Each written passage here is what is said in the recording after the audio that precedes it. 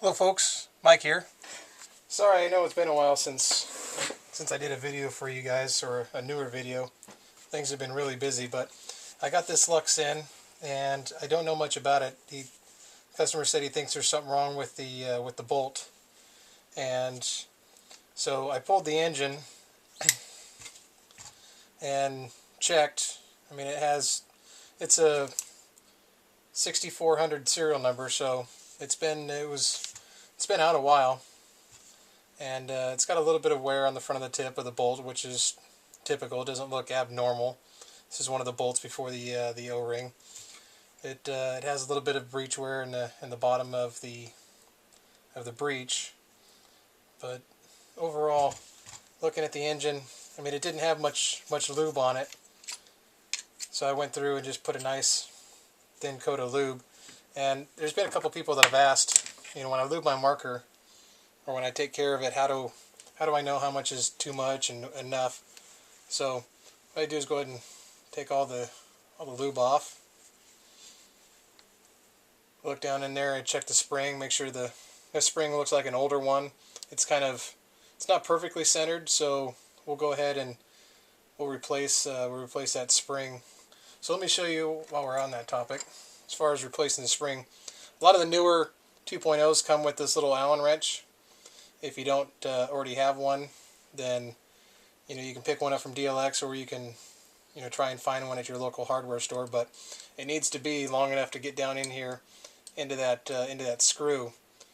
So oftentimes, these screws that hold the spring are in there with red Loctite. So oftentimes you can get it to break free without trying to heat it up, but the trick is to make sure your Allen wrench gets down in there good enough. And then I don't just crank it. I slowly start working it a little bit and just kind of bouncing it to see if I can get it to break free. And sometimes there may come a time where, there it goes, it started to break. If you feel like you're putting too much pressure, then go ahead and forgo and heat the end of the bolt up. But I just give it a little bit of pressure, kind of bouncing it back and forth, and then it slowly starts working its way loose like that. If you need to heat it up, then you can just take a cigarette lighter, and if you have an O-ring on the tip, I would take the O-ring off so you don't melt the O-ring. But just hold the cigarette lighter to it, just heat it up, and then it should back out fairly easily. But we've got the old style spring, and we're going to go ahead and replace it the newer style.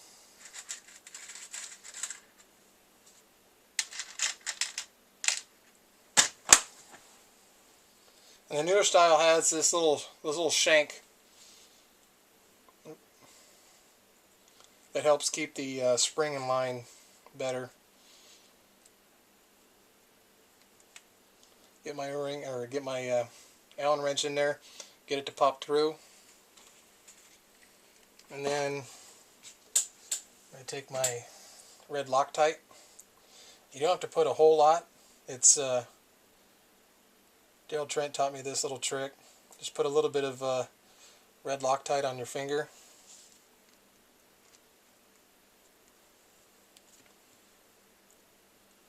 Now you want to make sure you don't get a bunch of Loctite underneath this spring, otherwise you'll Loctite the spring to this to the little guide, and the spring should move freely on that guide. But I just roll the threads into the Loctite, making sure I don't get it on the shank.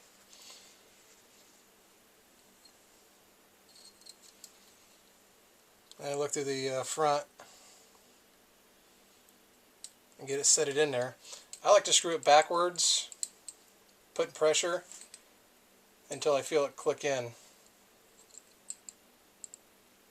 Like that. I just heard it click, so I know I'm not going to cross thread it, and start screwing it in. And some of these you got to watch the front of your bolt. You don't want that screw to pop out from the front of the bolt, or the front of that recess in there. Some of these will keep on screwing, some of these will stop, like this one's stopping just short of the end of that spring, or end of that guide rod popping through. So then your spring sits there and floats back and forth, you know, on there nice and freely. It has a little bit of play back and forth. And you can also check by, I don't know if you can hear that, but you can hear it kind of going chink, chink, chink, chink, chink back and forth. So I like to let that set up for a second. Now after you Loctite the bolt or the screw in there, generally you like to let it set for about 20 minutes. Let the Loctite kind of set up. And then you know, go through and clean off the engine. Especially this front O-ring channel. Found a great pick set. You know, I'm always on a constant search for good picks because you can never tell by pictures. But at Sears, this Craftsman set, it came with 4 of them, all different types. And this one's got this little, like, knurled, it's kind of bent. And this is a great pick. Don at Doodlebug Sports, this is one of his favorite picks. And I have to agree, I like it a lot. And also the little hooks, the hook ones, like a pirate hook, those are really good too.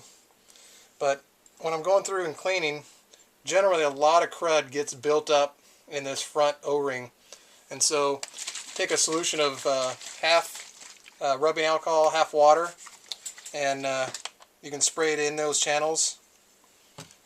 Let it run around. A lot of the dried lube and paint and everything else gets in there and it gets behind the O-ring, and it can actually start constricting the O-ring and put more pressure on your bolt.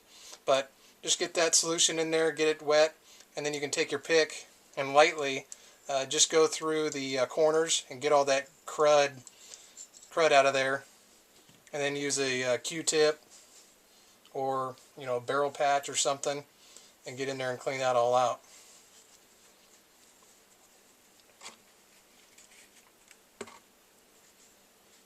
So get that all nice and clean. These O-rings look fairly fresh, look fairly new, and they look like DLX replacement O-rings.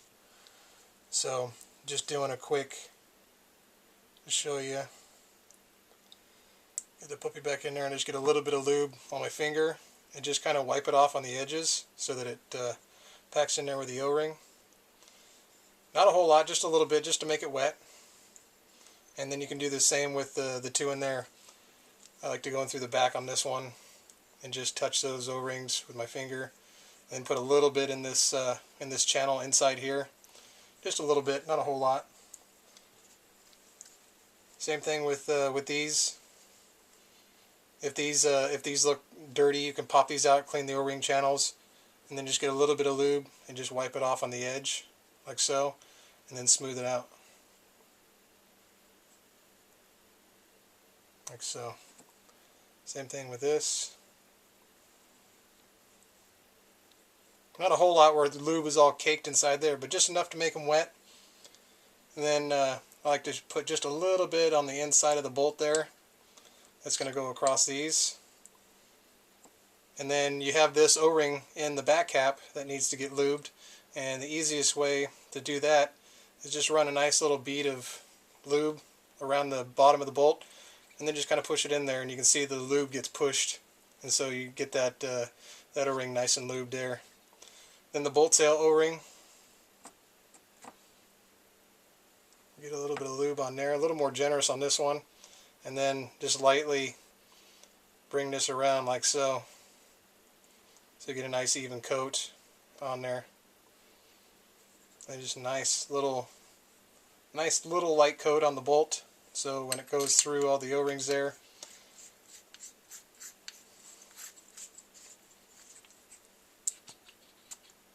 I put my thumb where I can feel the suction. It's got pressure when I push down. If I let it out, it's got suction coming back up. So things feel good. And then I just get it wet and just get the outside ones wet. And there, that's lubing the engine. Not a bunch of lube caked all over the place. If you have the urethane O-rings on the outside, that'll make it slide in and out easier. These buttons have a tendency to dry out on there, and sometimes it can be hard to pull the bolt out.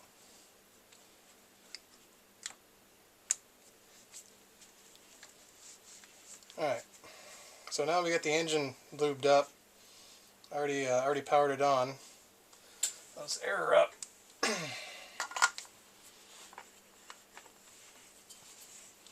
Something I noticed, this gentleman had a piece of plastic in here inside the ASA so the tank wouldn't screw in all the way.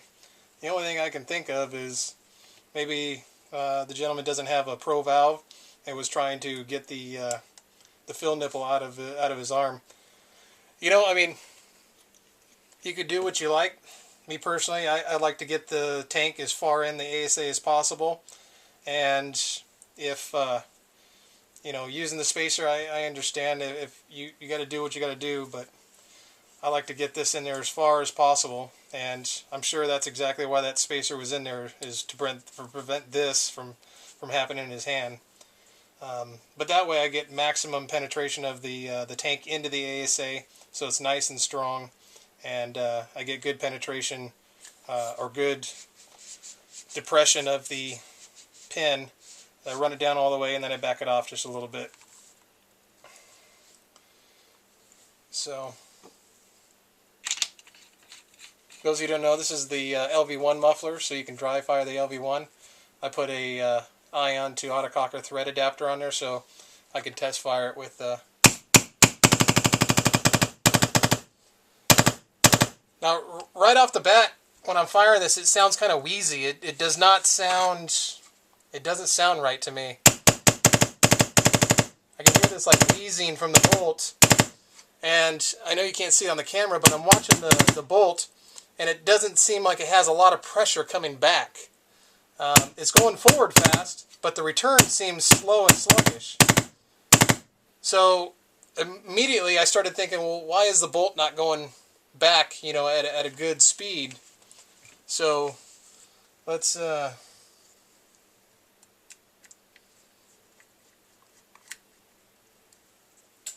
pull the grip off real quick.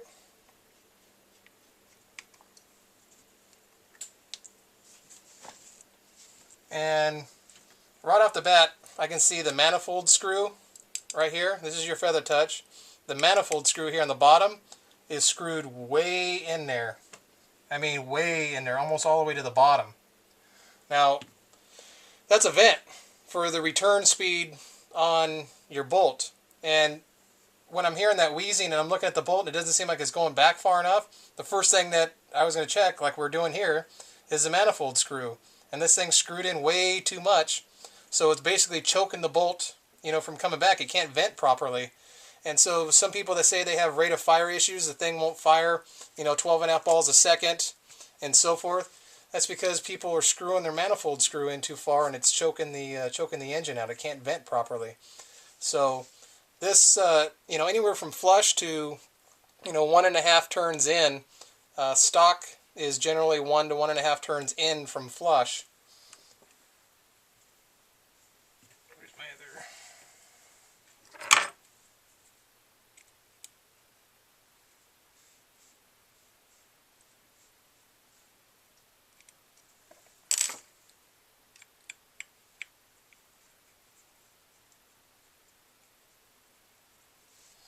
So I'm going to back this out, and when I'm talking about flush, I'm talking about bringing the top of the screw flush with the outside surface of the manifold. So I back it out until I can feel the edge of the screw starting to protrude from the manifold, and that's flush. So then I just stick that in there and see where I have my screw, or I'm sorry, my wrench, and I go just 1.25 turns in. So let's see what we got there now. Now, that is a noticeable difference already. I mean, if the bolt is coming back nice and fast, it sounds nice and you know, strong. It doesn't have that wheezing sound. So already, that's one of the issues that I just noticed, is it was getting choked out. It's because the manifold screw was in too far. So unfortunately, it's almost 3 o'clock in the morning here in California. Otherwise, I can go outside and chrono this. But already, I think we may have, you know, solved some problems, and we'll have to take it outside and put it over the chrono and see what we got as far as feet per second and rate of fire. So there's a quick, easy fix, and thank you for watching.